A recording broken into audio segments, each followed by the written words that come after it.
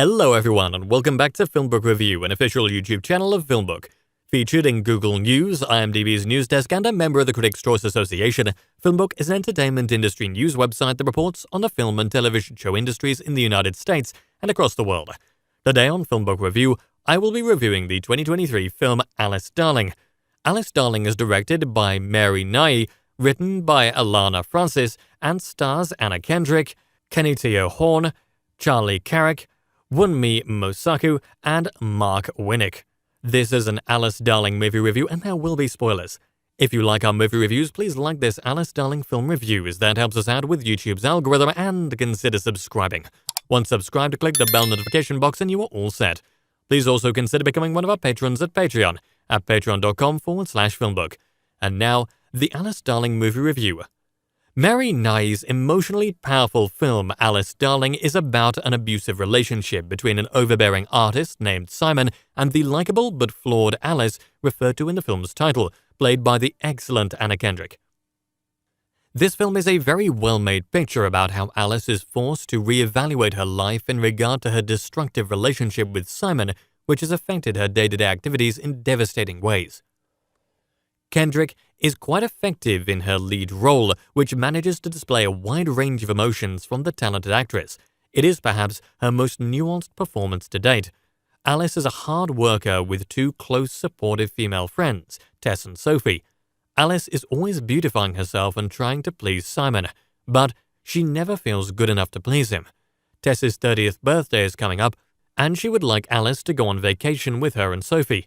Alice is scared to tell Simon the truth and makes up a lie so she can go with her friends into the woods on vacation for a much-needed getaway. While with her friends, Alice loses one of her earrings and becomes worried about Simon getting mad at her. She goes underwater to look for the earring as her friends look on worried about her state of mind. Alice is not realistic about the give and take that a normal relationship should have. It takes convincing for Alice to finally stop corresponding with Simon via text messages while on vacation. That's when trouble will start, as Simon will obviously not take well to Alice's choice to temporarily ignore him. There are some interesting bonding scenes between the three central women in the film. The most entertaining scene is when the three ladies start to move and groove, walking together while singing the song Stay by Lisa Loeb. Sophie, earlier in the film, even performs her own rendition of that terrific song, which is from the Reality Bites soundtrack. On the other end of the spectrum, there is a tension-filled scene between Tess and Alice, which is very realistic and terrifically acted, as Tess tries to convince Alice she must live for herself, not just for Simon. Tess cares about Alice, but needs her to understand the importance of their own friendship. Kendrick, Horn, and Mosaku are like a well-oiled machine, and work great together overall in this complex film. Another subplot of Alice Darling involves the disappearance of a young girl in the area the three women are vacationing in. This is the weakest segment of the film because the director doesn't seem to make the necessary parallels to Alice's story as convincingly as possible. This plotline will still sustain some audience attention though. That being said, Carrick's role is very believably acted, and we truly feel for Alice's unfortunate and dire predicament. Kendrick has never been better in a dramatic role and puts everything necessary into her character in terms of subtext and especially plausibility. Alice is so consumed by her toxic relationship that she feels herself pulling hairs from her head occasionally. Kendrick amazes in a fine piece of acting here. One scene plays late in the movie between Alice and Simon.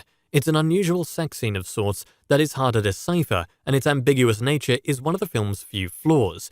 This scene could leave viewers scratching their heads, trying to figure out its true purpose.